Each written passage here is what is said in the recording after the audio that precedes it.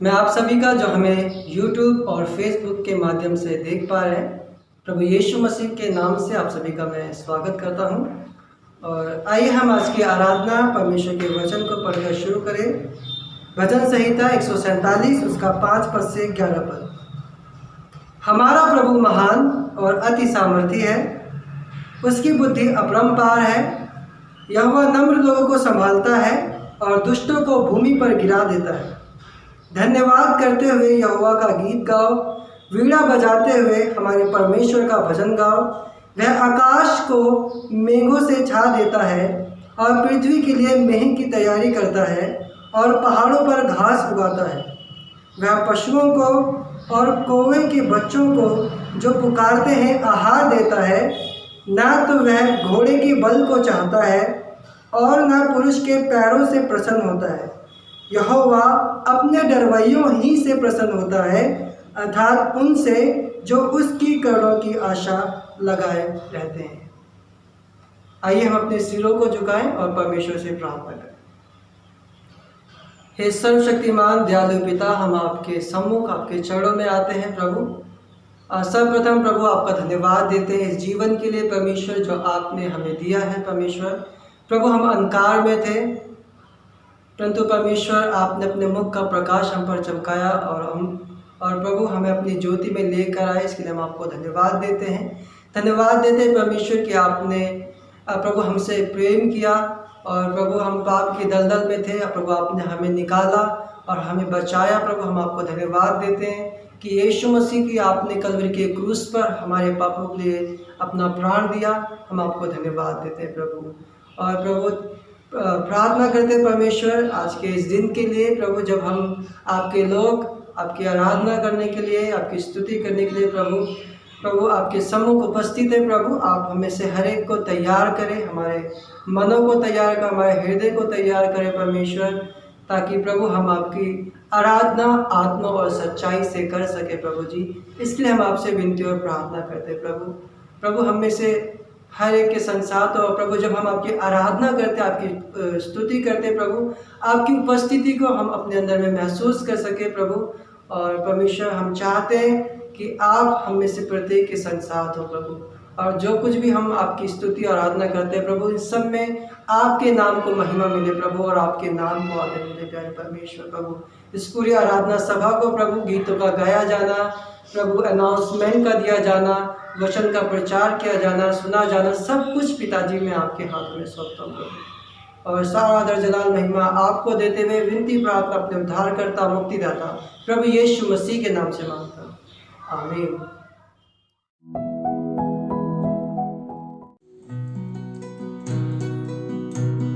मसीहा आवेगा, शब्द ही का होगा, मुझे लेगा जहाँ आनंद महा। मैं झुकूंगा, साथ आदर भक्ति दीनता और गाऊंगा प्रभु कितना प्रशंसा होवे प्रभु यीशु की, कितना महान, कितना महान। प्रशंसा होवे प्रभु यीशु की, कितना महान, कितना महान। आइए हम सब तारीफ दे खुदावंत को, जितने भी काम उसने हमारे जीवन में किए हैं, जितने भी भले काम प्रभु ने हमारे जीवन में किए, कि कैसे प्रभु ने हमें उस अंधकार से निकाला है, कैसे परमेश्वर ने हमें उस पाप से निकाला है। Hallelujah, hallelujah.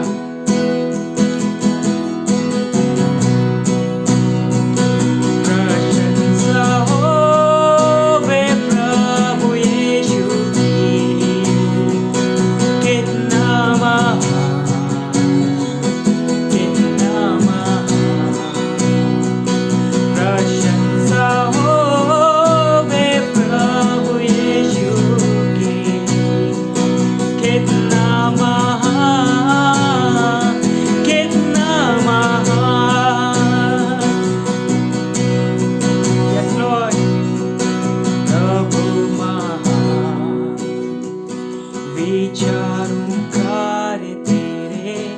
कितने अद्भुत जो तूने बनाए।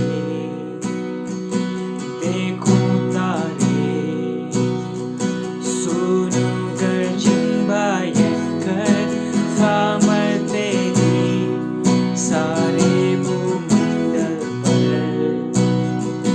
प्रशंसा हो वे प्रभु यीशु की, कितना महान, कितना महान। प्रशंसा हो वे प्रभु यीशु की, कितना महान, कितना महान। कितना महान, कितना महान।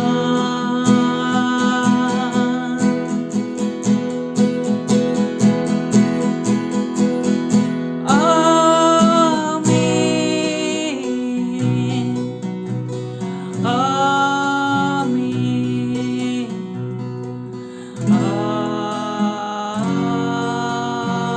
आमीन।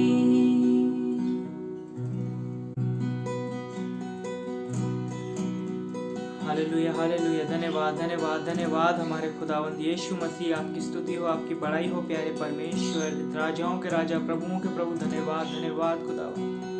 धन्यवाद कि तू सर्वदा हमारे साथ है परमेश्वर। धन्यवाद खुदावंद है हमारे पिता। धन्यवाद, धन्यवाद खुदावंद, धन्यवाद। Hallelujah, hallelujah, hallelujah, hallelujah. सर्वशक्तिमान परमेश्वर, आपकी बड़ाई हो, आपकी बड़ाई हमेशा होती रहे खुदावंद। Thank you Jesus, thank you Lord.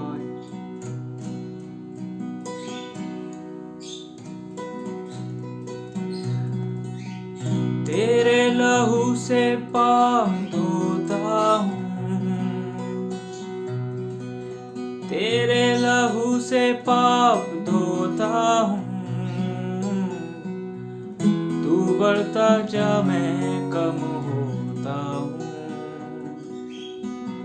तू बढ़ता जा मैं कम होता हूँ।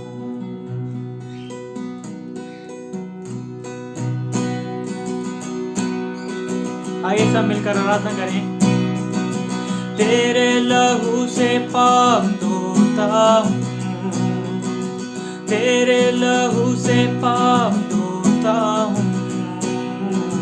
तू बढ़ता जा मैं कम होता हूँ, तू बढ़ता जा मैं कम होता हूँ। तेरे लहू से पाप धोता हूँ, तेरे लहू से पाप धोता हूँ। तू बढ़ता जा मैं कम होता हूँ, तू बढ़ता जा मैं कम होता हूँ। तू बढ़ता जा, तू बढ़ता जा, तू बढ़ता जा मैं कम होता हूँ, तू बढ़ता जा मैं कम होता हूँ।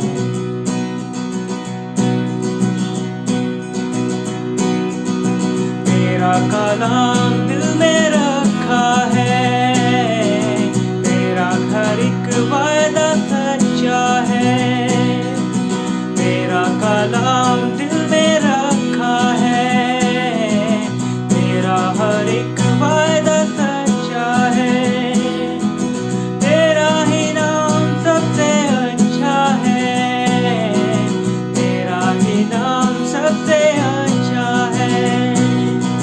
अपनी खुदी से हाथ धोता हूँ, अपनी खुदी से हाथ धोता हूँ। तू बढ़ता जा मैं कम होता हूँ, तू बढ़ता जा मैं कम होता हूँ। तू बढ़ता जा, तू बढ़ता जा, तू बढ़ता जा मैं कम होता हूँ, तू बढ़ता जा मैं कम होता हूँ। Hallelujah, hallelujah.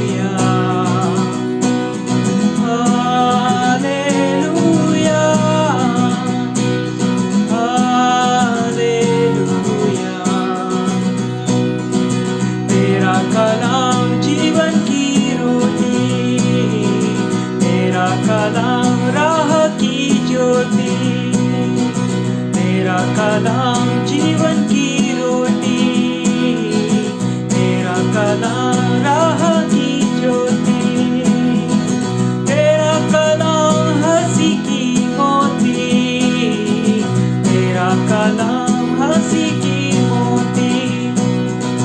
दिल की माला में पिरोता हूँ, दिल की माला में पिरोता हूँ। तू बढ़ता जा मैं कम होता हूँ, तू बढ़ता जा मैं कम होता हूँ।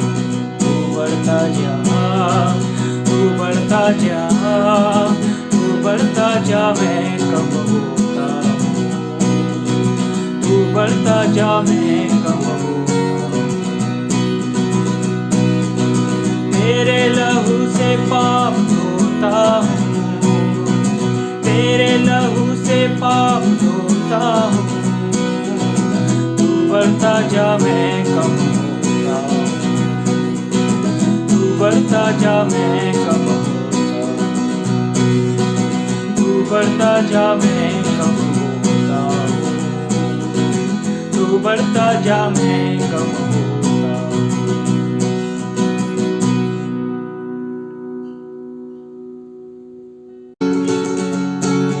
सेनाओं का यहोवा हमारे संग संग है, याकूब का परमेश्वर हमारा ऊंचा गढ़ है।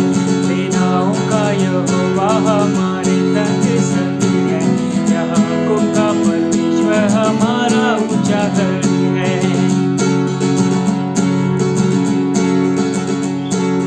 जिसने आकाश बनाया, जिसने पृथ्वी बनाई, जिसने आकाश बनाया, जिसने पृथ्वी बनाई, वो सर्वशक्तिमान प्रभु है, वो यहोवा हमारे संग संग है।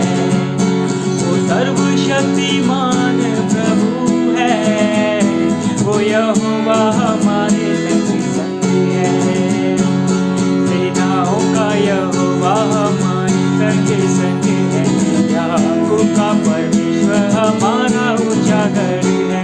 सेनाओं का यहोवा हमारे संग संग है, याकूब का परमेश्वर हमारा ऊंचा गढ़ है। लाजर को जिसने जिलाया, ज़क्कै को जिसने बचाया, लाजर को जिसने जिलाया, ज़क्कै को जिसने बचाया, जिसके लिए है सब कुछ है संभव, वो यहोवा हमारे संग संग है। जिसके लिए सब कुछ है संभव, वो यहोवा हमारे संग संग है। सेनाओं का यहोवा हमारे संग संग है, याकूब का परमेश्वर हमारा ऊंचा गढ़ है। सेनाओं का यहोवा हमारे संग संग है, याकूब का परमेश्वर हमारा ऊंचा गढ़ है।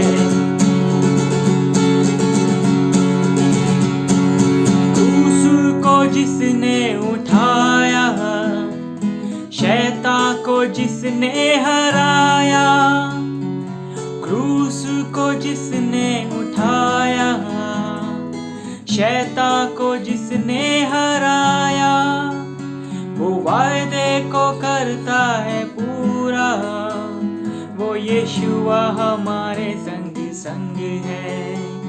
जो वायदे को करता है पूरा, वो यीशुआ हमारे संग संग है। सेनाओं का यहोवा हमारे संग संग है, याकूब का परमेश्वर हमारा ऊंचा गढ़ है। सेनाओं का यहोवा हमारे संग संग है, याकूब का परमेश्वर हमारा ऊंचा गढ़ है। हालेलुया।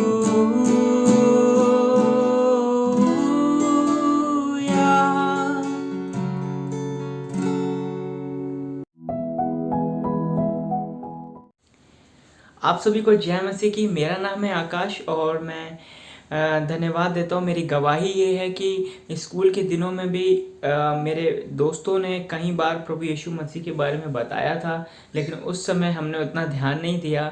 बचपन में एक स्टोरी सुनी थी कि यीशु मसीह की एक मूवी आती थी, लेकिन उस समय भी कभी ध्यान नहीं दिया। लेकिन एक राइट मोमेंट में परमेश्वर ने अपने लोगों को भेजकर जो सुसमाचार सुनाए 23 मार्च 2012 को, मुझे वो तारीख आज भी याद है। और धन्यवाद देता हूँ प्रभु यीशु मसीह का कि वो शांति, वो प्रेम जो परमेश्वर ने हमारे हृदय में उंडेला, अपनी ज्योति हम पर चमकाई। हमें तो पता ही नहीं था हम कहाँ जा रहे हैं। और इतना ही नहीं, वरन परमेश्वर ने हमारे जीवन में बहुत अद्भुत काम भी किए हैं।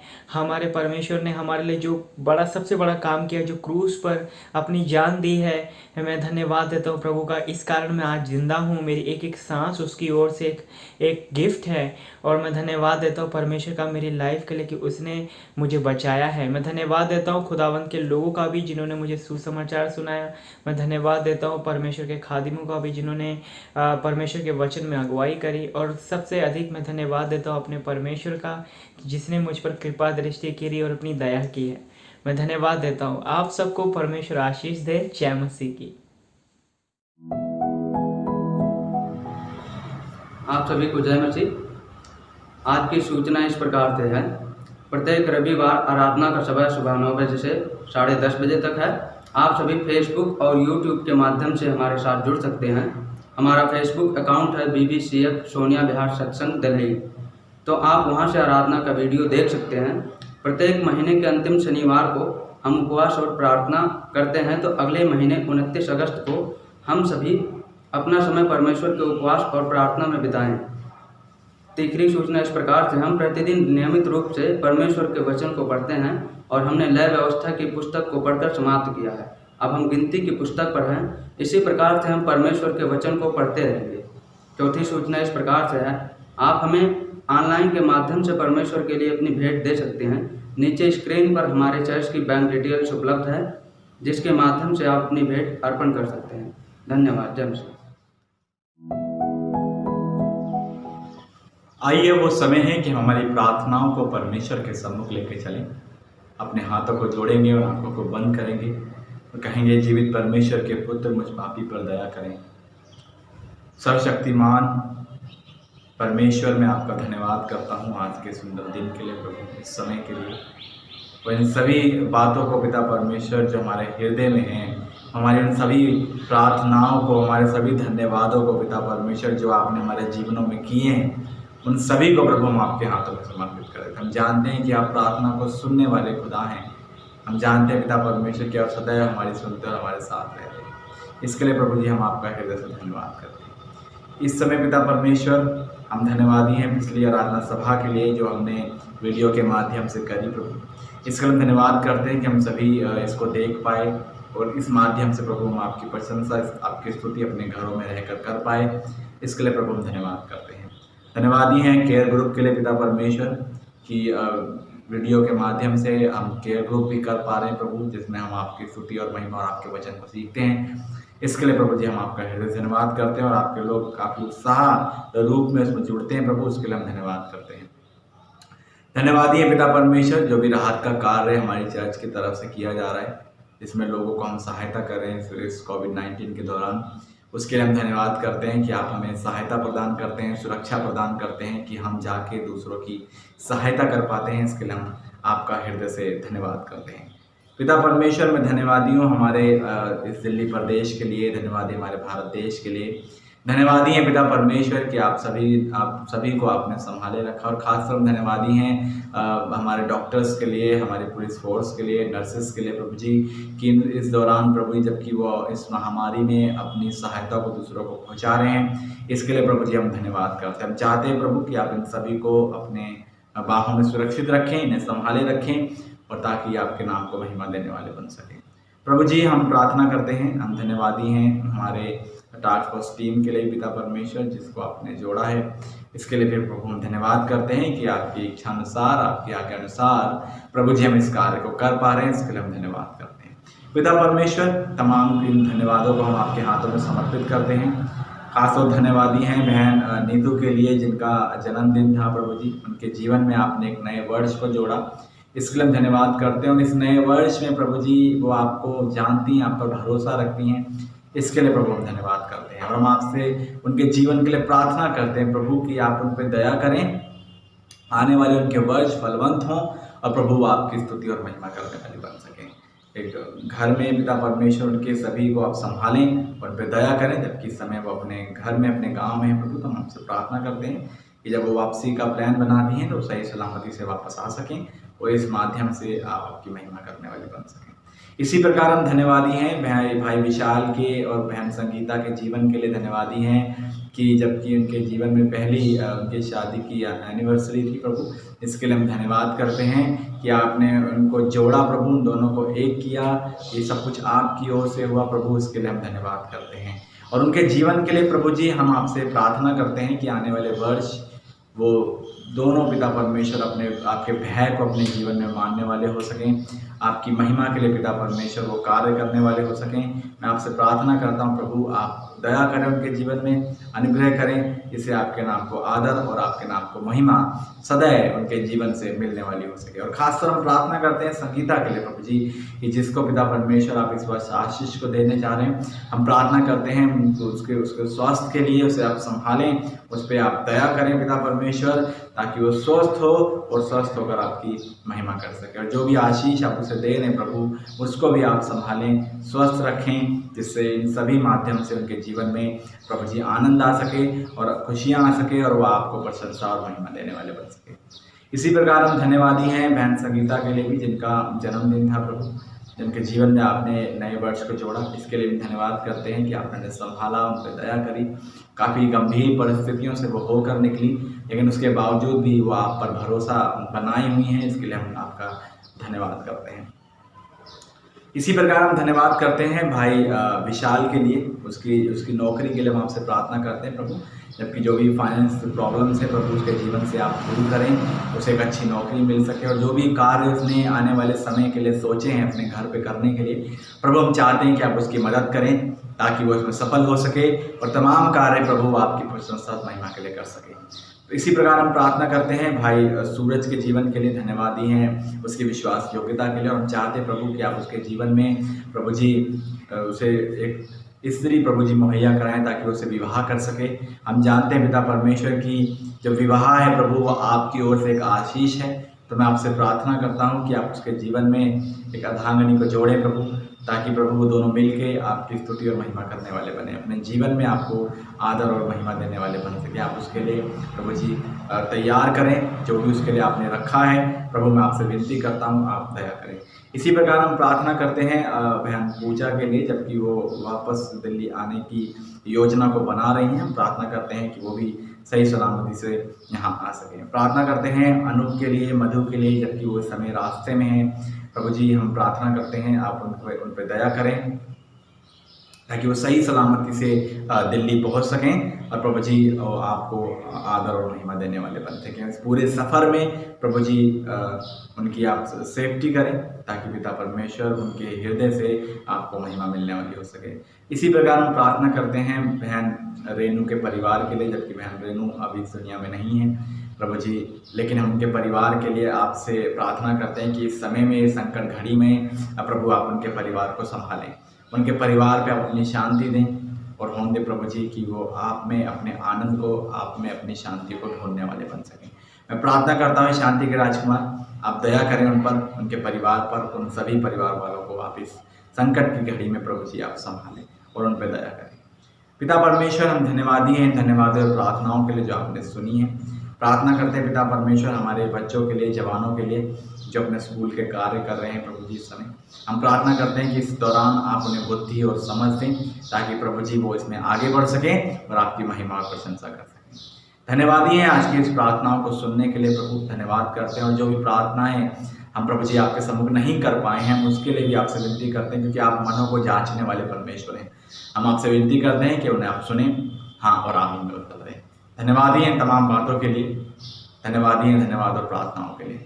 सब कुछ आपके हाथों में समर्पित करते हैं। विनती प्रार्थना हमारे उद्धारकर्ता मुक्तिदाता प्रभु यीशु मसीह के नाम से मांगते हैं, आमीन। आइए हम प्रेरितों के विश्वास के वचन को दोहराएं। मैं विश्वास रखता हूँ सर्व सामर्थी पिता परमेश्वर पर, जिसने आकाश व पृथ्वी की रचना की, और उसके इकलौते पुत्र हमारे प्रभु यीशु मसीह पर, कि वह पवित्र आत्मा की सामर्थ से देहधारी होकर कुंवारी मरियम से उत्पन्न हुआ, पेंतुस पिलातुस के राज में दुख उठाया, क्रूस पर चढ़ाया गया, मारा गया, गाड़ा गया, अधोलोक में गया, तीसरे दिन मृतकों में से जी उठा, आकाश पर चढ़ गया और सर्व सामर्थी पिता परमेश्वर के दाहिने हाथ बैठा है, जहाँ से वह जीवितों व मृतकों का न्याय करने के लिए आएगा। मैं विश्वास रखता हूँ पवित्र आत्मा पर, विश्वासियों की मंडली पर, संतों की संगति पर, पापों की क्षमा, देह के जी उठने और अनंत जीवन पर। आमीन। आप सभी को जय मसीह की। आइए हम परमेश्वर के वचन से एक और कहानी को देखें, और इस कहानी का नाम है दयालु सामरी। एक दिन एक व्यवस्थापक जो लोगों को परमेश्वर के नियम व कानून सिखाता था, उठा और यीशु के पास आकर उसकी परीक्षा करने लगा और कहा, हे गुरु, अनंत जीवन का वारिस होने के लिए मैं क्या करूं? यीशु ने उससे कहा, कानून की पुस्तक में क्या लिखा है, तू कैसे पढ़ता है? उसने उत्तर दिया, तू प्रभु अपने परमेश्वर से अपने सारे मन और अपने सारे प्राण और अपनी सारी शक्ति और अपनी सारी बुद्धि के साथ प्रेम रख, और अपने पड़ोसी से अपने समान प्रेम रख। यीशु ने उससे कहा, तूने ठीक उत्तर दिया, यही कर तो तू जीवित रहेगा। परंतु उसने अपने आप को धार्मिक ठहराने की इच्छा से यीशु से पूछा, तो मेरा पड़ोसी कौन है? तब यीशु ने उसे समझाने के लिए एक दृष्टांत सुनाया और कहा, एक मनुष्य यरूशलेम से यरीहो को जा रहा था कि डाकुओं ने घेर कर उसके कपड़े उतार लिए और मार पीट कर उसे अधमरा छोड़ कर चले गए। और ऐसा हुआ कि उसी रास्ते से एक याजक जा रहा था जो परमेश्वर के मंदिर में उसकी सेवा करता था, परंतु वह उसे देख के कतरा कर चला गया। इसी प्रकार से एक लेवी जो परमेश्वर के मंदिर की देखरेख करता था उस जगह पर आया, वह भी उस व्यक्ति को देखकर कतरा कर चला गया।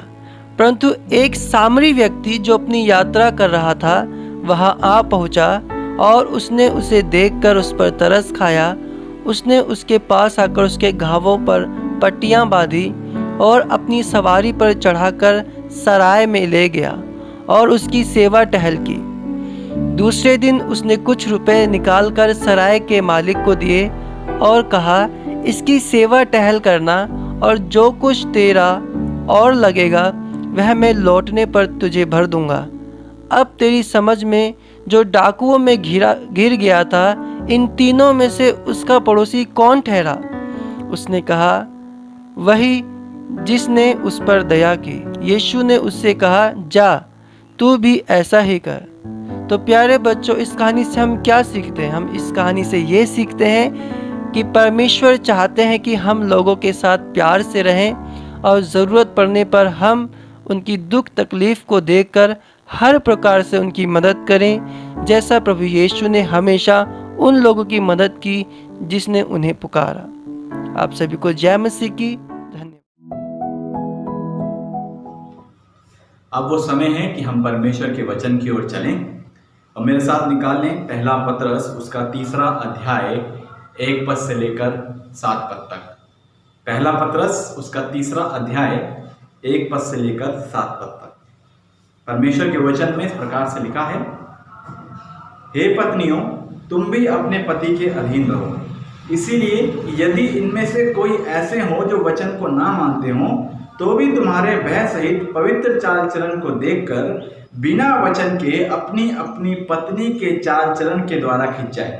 तुम्हारा श्रृंगार दिखावटी ना हो, अर्थात बाल गूंथना और सोने के गहने या भांति भांति के कपड़े पहनना, वरन तुम्हारा छिपा हुआ और गुप्त मनुष्य तत्व नम्रता और मन की दीनता की अविनाशी सजावट से सुसज्जित रहे, क्योंकि परमेश्वर की दृष्टि में इसका मूल्य बड़ा है।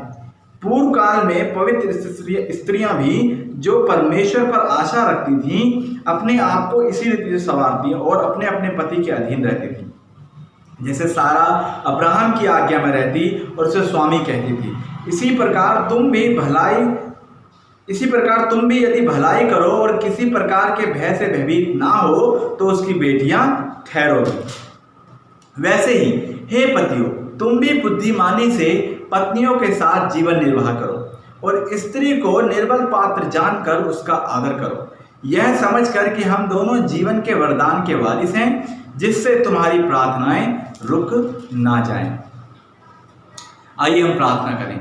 सर्वशक्तिमान परमेश्वर, मैं आपका धन्यवाद करता हूं आज के इस वचन के लिए जो हमने पढ़ा प्रभु जी पहले पत्रस से, इसके लिए हम धन्यवादी हैं। और प्रभु मैं आपसे प्रार्थना करता हूं कि आप अपने जीवित वचन के माध्यम से हमारे हृदय में अपने विश्वास को जागृत करें और अपने वचन के माध्यम से हमें सिखाएं कि किस प्रकार से प्रभु अपने जीवन को आपके सम्मुख जी सकें। मैं आपसे प्रार्थना करता हूं कि आप मेरी भी सहायता करें, सुनने वालों की भी सहायता करें, ताकि हम सब मिलके प्रभु आपको स्तुति और महिमा दें।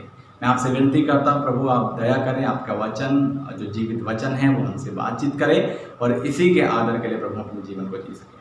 विनती करता हूं प्रभु, हम सभी पर आप दया करें, अपना अनुग्रह करें। आगे के पूरे समय को हम चाहते हैं प्रभु कि आप हमसे बातचीत करें और इस पूरे समय को हम आपके हाथों में समर्पित कर देते हैं और आपके नाम की महिमा अपने जीवन में सुनते हैं।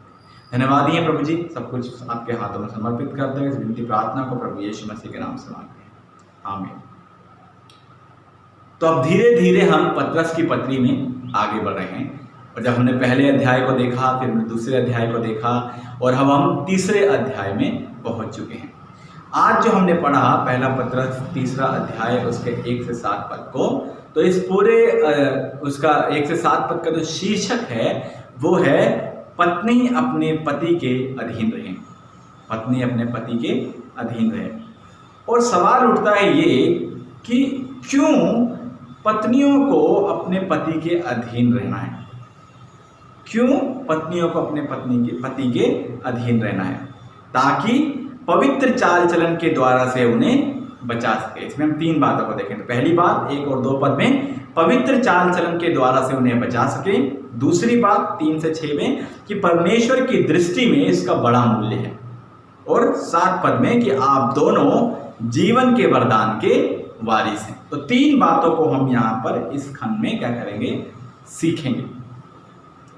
तो पवित्र चाल चलन के द्वारा से उन्हें बचा सके, पहली बात। दूसरी बात, परमेश्वर की दृष्टि में इसका बड़ा मूल्य है और आप दोनों जीवन के वरदान के वारिस हैं। तो आइए हम खंड की ओर चलें। तो पिछले अध्याय में हमने इस बात को सीखा था कि सेवक क्यों अपने स्वामी के अधीन रहे, और उससे भी पहले हमने देखा था कि हमें सदा परमेश्वर की अधीनता में अपने जीवन को क्या करना है, जीना है, ताकि हमारी गवाही जो हम अंधकार से ज्योति में आए वो गवाही उसमें बनी रहे। अब पत्रस उसी प्रकार से एक वैवाहिक जीवन को मसीह में रहते हुए किस प्रकार से हमें जीना है उस बात को हमको क्या करता है, सिखाता है।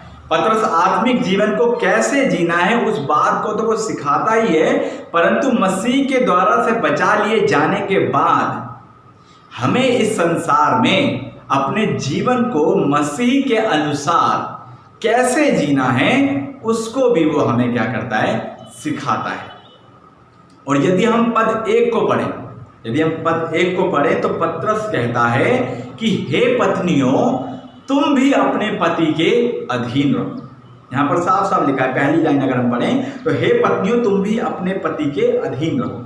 वो जोर देता है तुम भी, मतलब जैसा उसने इससे पहले मसीहों को सिखाया था, फिर उसने सेवकों को सिखाया था, और अब वो पत्नियों और पति को भी यहाँ पर क्या करता है, सिखाता है कि कैसे हम अपने वैवाहिक जीवन को परमेश्वर की दृष्टि में जिए।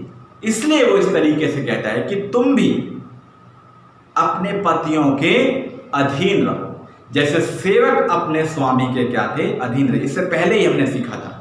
अगर हम दूसरे अध्याय के बाद में पढ़ें, 18 पद से पढ़े, तो वहां पर हमने सेवकों के बारे में सीखा था। तो वो कहता है जैसे सेवक अपने स्वामी के अधीन हुए, ना केवल भले और नम्र के पर कुटिलों के भी। इसीलिए तुम भी अपने पतियों के क्या रहो, अधीन रहो, चाहे वो विश्वासी हो या फिर ना। ये वचन जो है जितना उस समय महत्वपूर्ण था उतना आज भी हमारे व्यवहारिक जीवन में महत्वपूर्ण है।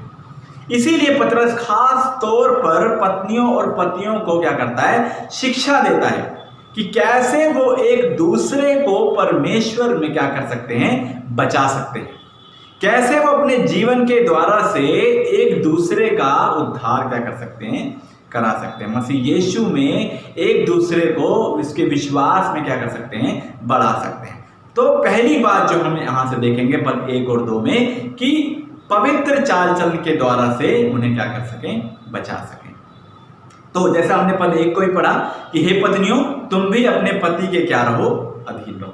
तो पत्नी अपने पति के अधीन रहे, क्योंकि पहले वो किसको सिखाता है, पत्नियों को सिखाता है, उसके बाद 7 पद में वो पतियों को सिखाता है। तो अभी पत्नियों को क्या कर रहा है, वो सिखाता है। तो पत्नी अपने पति के क्या रहे, अधीन रहे, ताकि अपने पवित्र चाल चलन के द्वारा से अपने अपने पति को क्या कर सके, वो प्रभु में बचा सके।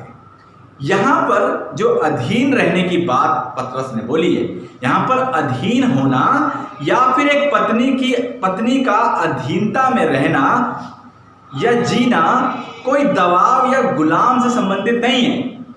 अधीनता में रहना या जीना कोई दबाव या गुलाम से संबंधित नहीं है, परंतु अपने पतियों के लिए क्या होना है, समर्पित होने से संबंधित है। जैसे कलीसिया जो है मसीह के लिए क्या है, समर्पित है। और अधीनता का कारण यह होना चाहिए कि पत्नी का सिर उसका पति हो और वो अपने पति के लिए सदा क्या हो, समर्पित हो। जैसा कुलुस्सियों उसका 3 अध्याय के 18 पद में भी लिखा है कि हे पत्नियों जैसा प्रभु में उचित है वैसा ही अपने अपने पति के क्या रहो, अधीन रहो। जैसा प्रभु में उचित है उस तरह से अपने जीवन को जिए, जैसा जीवन प्रभु यीशु मसीह ने जिया था।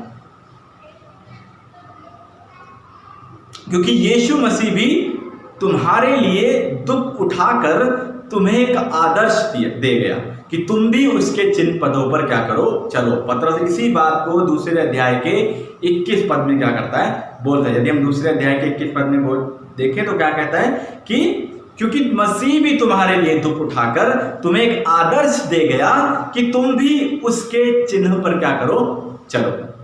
जैसा परमेश्वर तत्व में मसीह भी अपने समय में पिता परमेश्वर के अधीन रहे, जैसे सृष्टि के आरंभ में पुरुष पहले रचा गया और उसमें से स्त्री को परमेश्वर ने रचा। तो अधीनता में जीना कोई छोटा होना नहीं है, गुलाम होना नहीं है, या फिर किसी को नीचा समझ लेना नहीं है, परंतु ये एक सहायक के रूप में क्या है, जीना है। क्योंकि आदि में परमेश्वर ने जब पुरुष को बनाया तो स्त्री को गुलाम करके नहीं बनाया था, परंतु एक सहायक के रूप में क्या करा था, बनाया था।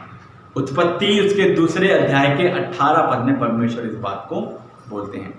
वहां लिखा है, फिर यहोवा परमेश्वर ने कहा आदम का अकेला रहना अच्छा नहीं, मैं उसके लिए एक ऐसा सहायक बनाऊंगा जो उससे मेल खाए।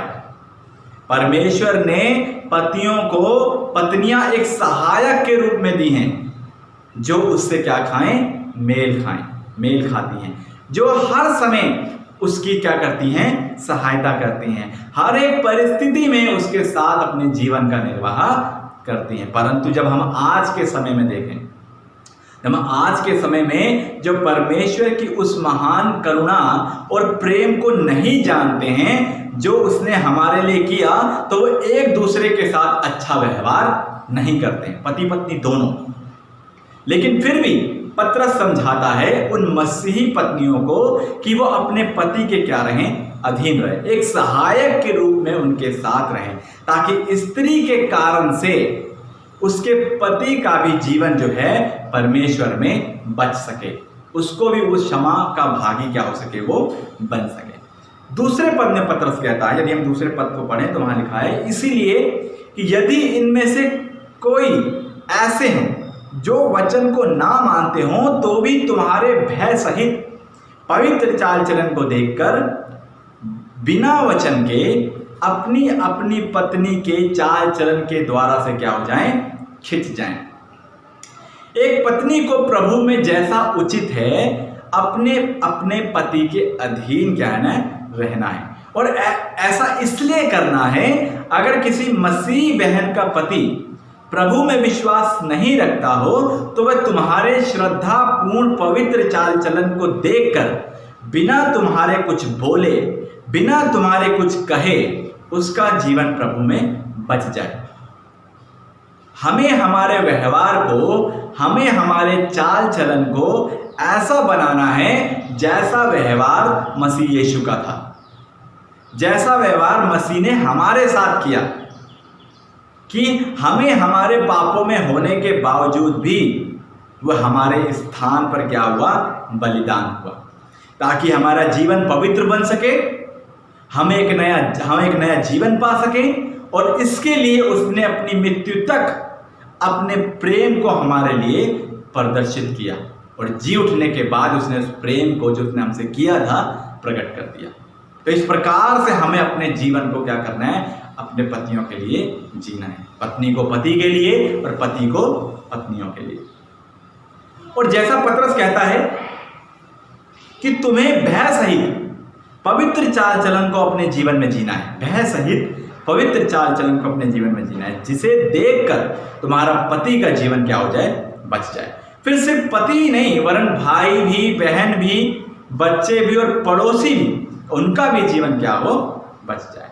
वो उस क्षमा के भागी बन जाएं जिस क्षमा के भागी आप पहले से ही हो चुके हैं। वो परमेश्वर के उस प्रेम का स्वाद जो तुम चख चुके हो वो भी क्या हो ले, चख ले। क्योंकि मसीह सिर्फ हमारे लिए ही नहीं मरा, वो दूसरों के लिए बलिदान हुआ, वो समस्त मानव जाति के लिए बलिदान हुआ। मसीह पति और पत्नी दोनों के लिए बलिदान हुआ। और इसी बात को देखते हुए पत्नियों को अपने चाल चलन को क्या करना है, पवित्र बनाना है, ताकि उनके पति प्रभु में बच सके। और अगर हम इस बात को सोचें कि मसीह में बच जाने के बाद किसी भी स्त्री का मसीह में पवित्र जीवन कैसा होना चाहिए, हमें इस बात को सीखना है कि कैसा, जब हम प्रभु हमें बचा लेता है तो हमारा जीवन मसीह में बच जाने के बाद एक पवित्र जीवन कैसे, उसको हमें क्या करना है, जीना चाहिए। तो ऐसा जो परमेश्वर का भय मानते हो या मानती हो, जो आज्ञाकारिता का जीवन जीती हो, जो प्रार्थना करने वाली हो, जो अपने पति का आदर करती हो। और जैसा तीतुस उसके 2 अध्याय 3 से 5 पद में भी लिखा है कि वो अच्छी बातें सीखने वाली हो और अपने पतियों और बच्चों से प्रीति यानी प्रेम रखती हो, संयमी हो, घर का कारोबार करने वाली हो, भली हो और अपने अपने पति के अधीन रहने वाली। और ये इसलिए हो, ये सब बातें एक महिला के जीवन में, एक स्त्री के जीवन में, पत्नी के जीवन में इसलिए हो ताकि परमेश्वर के वचन की निंदा ना होने पाए। इसीलिए परमेश्वर का वचन हमें पवित्र चाल चलन में चलने के लिए क्या करता है, बुलाता है। इसीलिए हमें अपने जीवन में पवित्र चाल चलन को क्या करना है, चलना है, उसमें जीना है, ताकि परमेश्वर हमारे जीवन में कार्य कर सके और इस माध्यम से हमारा परिवार, हमारा पति, हमारे बच्चे उद्धार पा सकें। तो दूसरी बात जो पतरस यहाँ पर समझाता है वो है परमेश्वर की दृष्टि में इसका बड़ा मूल्य है। 3 से 6 पद में हम इस बात को सीखेंगे कि परमेश्वर की दृष्टि में इसका बड़ा मूल्य है। तो आइए पद 3 को पढ़ें। तुम्हारा श्रृंगार दिखावटी ना हो, अर्थात बाल गूंथना, सोने के गहने या भांति भांति के कपड़े पहनना, वरन तुम्हारा छिपा हुआ और गुप्त मनुष्य तत्व नम्रता और मन की दीनता की अविनाशी सजावट से सुसज्जित रहे, क्योंकि परमेश्वर की दृष्टि में इसका बड़ा मूल्य है। तो अपने अपने पति के अधीन रहना और परमेश्वर के अनुसार अपने जीवन को जीना, ये जो जीना है उसका जो मूल्य है परमेश्वर की दृष्टि में बहुत बड़ा है। तो अब पतरस यहाँ पर स्त्रियों को एक कार्य करने के लिए बोलता है, पत्नियों को एक कार्य करने के लिए बोलता है, ताकि उनका जीवन परमेश्वर की दृष्टि में मूल्यवान बन सके। जैसा हमने अभी 3 और 4 पद को क्या करा, पढ़ा। कि तुम्हारा श्रृंगार जो है दिखावटी ना हो, अर्थात बाल गूंथना, सोने के गहने या भांति भांति के कपड़े पहनना। वरन चौथे पद में पतरस कहता है कि वरन तुम्हारा छिपा हुआ गुप्त मनुष्य तत्व नम्रता और मन की दीनता की अविनाशी सजावट से क्या रहे, सुसज्जित रहे, क्योंकि परमेश्वर की दृष्टि में इसका बड़ा मूल्य है। पतरस कहता है तुम्हारा श्रृंगार जो है दिखावटी ना हो। वो ये नहीं कहता है कि आप इस संसार में रहते हुए श्रृंगार ना करें, परंतु वो कहता है ये दिखावटी नहीं होना चाहिए। इसकी बजाय तुम्हारा श्रृंगार जो है तुम्हारे भीतरी मनुष्य तत्व से, जो नम्रता और मन की दीनता और शांत स्वभाव है, जिसको मसीह यीशु में तुमने पाया है, जिसे पतरस अविनाशी सजावट कहता है, जिसका कभी विनाश नहीं होगा, जिसका कभी अंत नहीं होगा, उससे अपने आप को तुम्हें क्या करना है, सजाना है। उस बात से, उस मन की शांति और दीनता से, नम्रता से अपने आप को, अपनी सजावट को क्या करना है, सजाना है, जो आपके मन के अंदर है, जो आपने मसीह यीशु से क्या करी है, पाई है। उससे अपने आप को क्या करो, सजाओ, जिसका मूल्य परमेश्वर की नज़र में बहुत बड़ा है और जिससे परमेश्वर प्रसन्न भी होता है।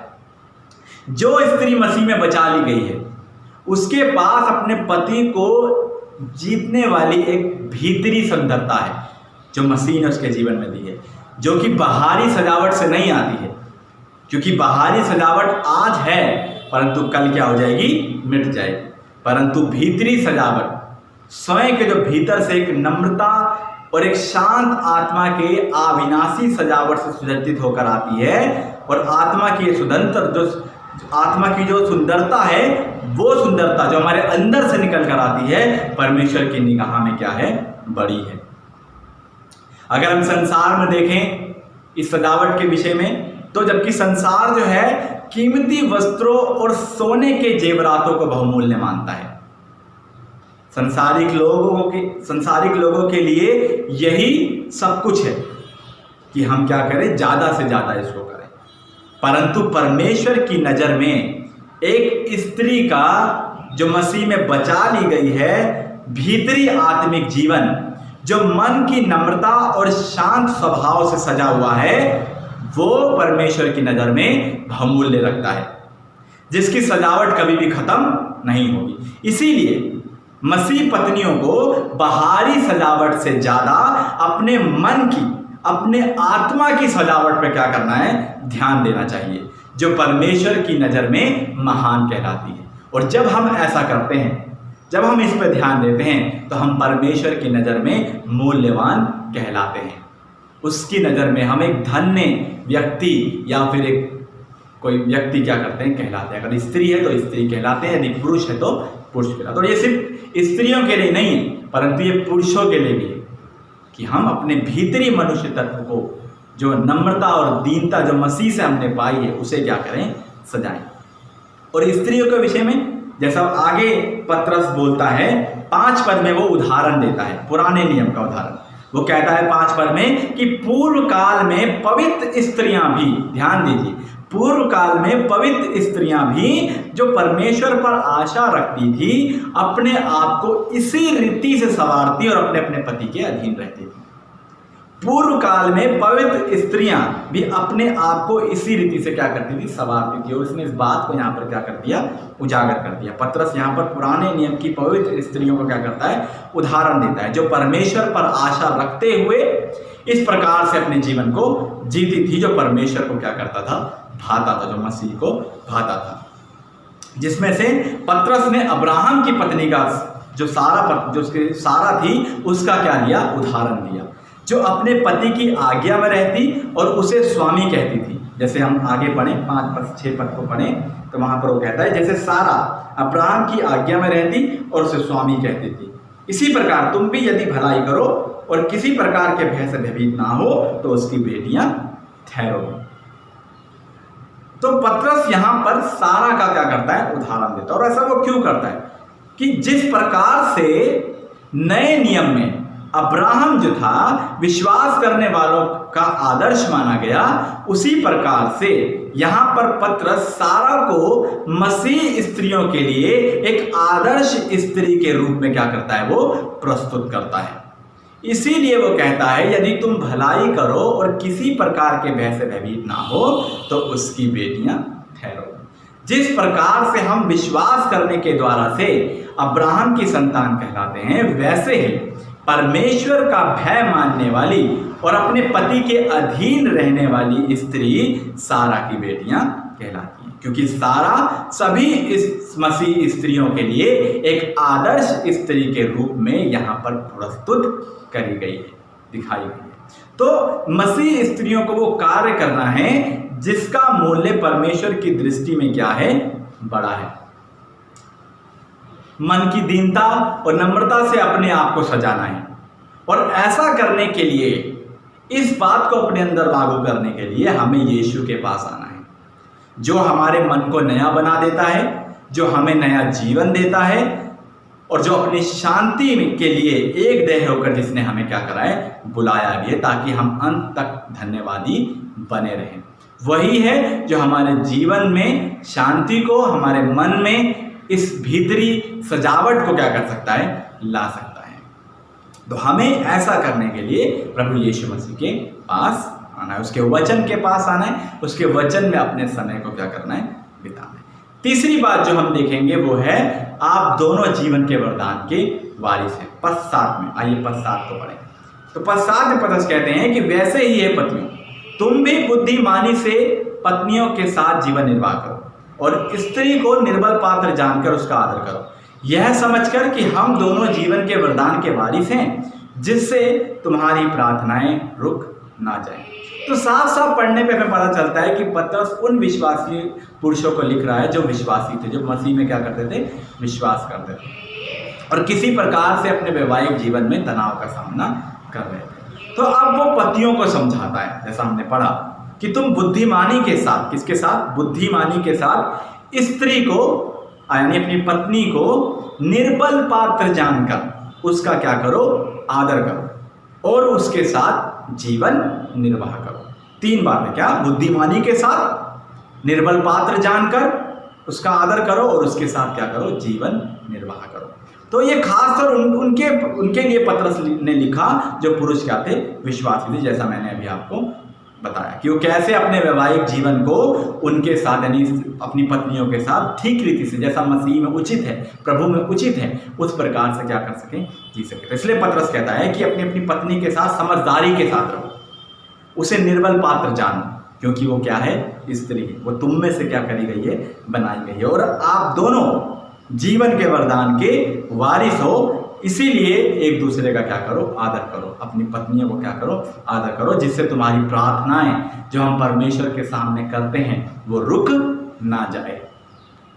और यहाँ पर हम, जैसा हमने देखा कि भी 2 बातों को हम यहाँ देख सकते हैं कि पतियों को क्या करना है, अपने पत्नियों के साथ बुद्धिमानी यानी समझ के साथ जीवन को जीना है, और दूसरी बात जो है उनका आदर करना है, समझदारी और आदर के साथ अपने जीवन को उनके साथ जीना है, क्योंकि परमेश्वर ने आप दोनों को, पति और पत्नी को क्या करा है, जोड़ा है, एक साथ उनको रखा है। तो एक पति को अपनी पत्नी के साथ इस तरह से प्रेम कर रखना है और उसका आदर करना चाहिए जैसे मसीह ने कलीसिया के साथ प्रेम किया।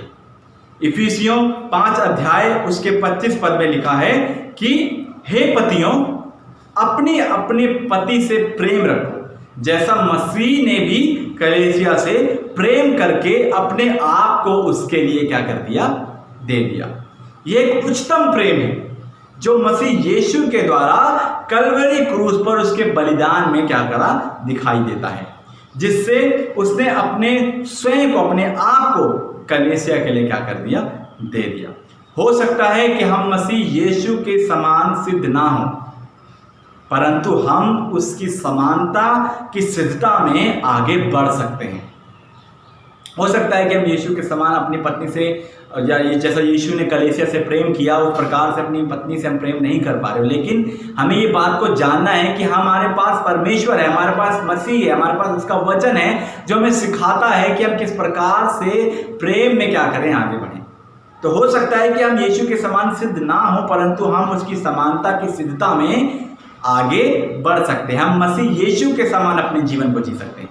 और उसके समान जीवन जीने का अर्थ ये है कि पति अपने पत्नी के साथ कठोरता का व्यवहार ना करे, ना उसको धमकाए और ना उसे बुरा भला कहे। इसके बदले उसके साथ प्रेम का व्यवहार करे और उसके भले के लिए, दुख उठाने के लिए भी क्या रहे, हमेशा तैयार रहे। उसकी रक्षा करने के लिए सदा क्या रहे, तैयार रहे। इस प्रकार से हम पतियों को, जीवन को अपनी पत्नियों के साथ जीना है। और इस प्रकार का प्रेम हो सकता है क्योंकि मसीह यीशु पति और पत्नी दोनों के लिए कलवरी क्रूस पर बलिदान हुआ। उसने दोनों के पापों को क्या किया है, क्षमा किया है।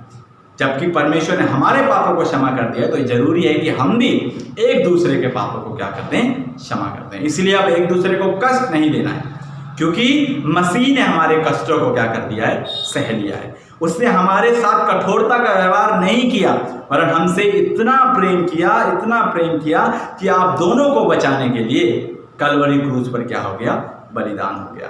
और हम दोनों के पापों को क्षमा किया, ताकि पति और पत्नी भी एक दूसरे के साथ बुराई नहीं वरन भलाई और प्रेम करके अपने जीवन को क्या कर सकें, जी सकें।